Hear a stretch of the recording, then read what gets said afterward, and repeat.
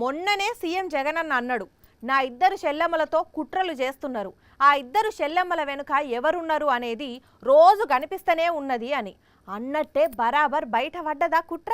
YCP vote బ్యాంకును జీల్చేతందుకు తోడబుట్టినోళ్లే తోడేలుగా మారుతున్నారు అనేది వాళ్ళు ఫోన్లో మాట్లాడిన మాటలను బట్టే తెలుస్తున్నది. నా ఇద్దరి చెల్లెమ్మలతో కుట్రలు కూడా చేస్తూ ఈ రోజు రాజకీయాలు చేస్తా ఉన్నారు. ఇద్దరు చెల్లెమ్మలను ఎవరు పంపించారో, వారు వెనకాల ఎవరు ఉన్నారో మాత్రం మీ అందరికీ కూడా రోజు కనిపిస్తూనే ఉంది. జగన్ అన్న అన్నట్టే అయింది. చంద్రబాబు కోసమే చెల్ల షర్మిల పని చేస్తున్నదని ఆడియో రూపంలో అడ్డంగా బుక్ అయింది. మనకు వైసీపీ ఓట్ బ్యాంకు కూడా ముఖ్యమో, రెండు కలిసి వస్తాయని కదా నేను తీసుకుంది. మనకు వైసీపీ ఓట్ బ్యాంకు కూడా ముఖ్యమో, రెండు కలిసి వస్తాయని కదా నేను తీసుకుంది. విన్నరా?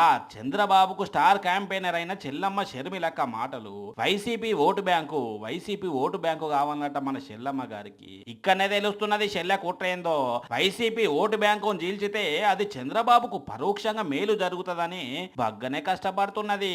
దానికోసమే పాడేరు కాంగ్రెస్ దెబ్బల అభ్యర్థిగా నిల్చున్న వంతల సుబ్బారావుకు ఫోన్ చేసి మాట్లాడింది. ఇట్లా ముందు ఈయనకే టికెట్ ఇస్తా అని చెల్లె ప్రకటించింది. కానీ తర్వాత వైసీపీ నుంచి వచ్చిన బుల్లిబాబుకు పాడేరు సీట్ ఇచ్చటాలకు పాపం అప్పటిదానిక కష్టపడ్డ సుబ్బారావు రెబల్ గా నిల్చుంటుండు. అందుకే ఇట్లా పోటీల నుంచి తప్పుకోవాలని కోరుతున్నది.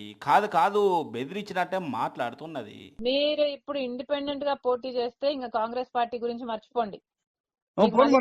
మర్చిపోమంటే నేను మర్చిపోతాను. మర్చిపోండి.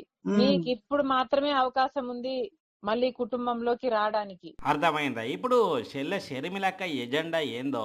అందుకే ప్రచారానికి పోయిన కాడ ఇంకో ఈ తమ్ముడు మంచిగా ప్రశ్నిస్తే సమాధానం చెప్పలేక వేయింది. మా సమస్యలు విన్నాడు, నేను ఉంటానని చెప్పినాడు. చెప్పిన మాట ప్రకారం జగన్మోహన్ రెడ్డి గారు మాకు అన్ని చెప్పిన ప్రతి ఒక్క హామీ నెరవేర్చినాడు. ఈ కుట్రలన్నీ చూస్తుంటే పందులే గుంపులుగా వస్తాయి, సింహం సింగిల్ గా వస్తుంది అన్న డైలాగ్ యాదికి వస్తున్నది కదా. అంతే మరి.